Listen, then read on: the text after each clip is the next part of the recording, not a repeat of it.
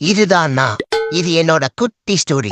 பிறக்கும் போதே பேட்மேனோட பேக்கப் மாதிரி பிறந்தனால எனக்கு பயம்னா என்னன்னே தெரியாதுன்னு வாழ்ந்தேன். அதே மாதிரி எங்க வீட்லயும் என்னை அன்பா அரவணைப்பா பாசமா புரோட்டீன் எல்லாம் கொடுத்து வளர்த்துனாங்க. நானும் அப்பப்போ எனக்குள்ள பேட்மேன் பவர் இருக்கிறதா நினைச்சு பூனைகளை எங்க ஏரியால அசால்ட் பண்ண பாப்பேன். ஆனா எவனும் ஒரு இன்ச்சு கூட அசைய மாட்டானுன்னு, ஒரு பஞ்சுக்கு கூட பதற மாட்டானுன்னு.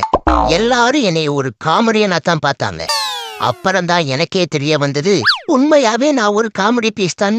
அப்பதான் ஒரு முக்கியமான முடிவெடுத்தேன். எங்க ஏரியால என்னைய பல தடவை அடியோ அடின்னு அடிச்சு துவைச்ச ஒரு பெண் பூனைய எப்படியோ மெஸ்மரைஸ் பண்ணி மேரேஜ் பண்ணேன்.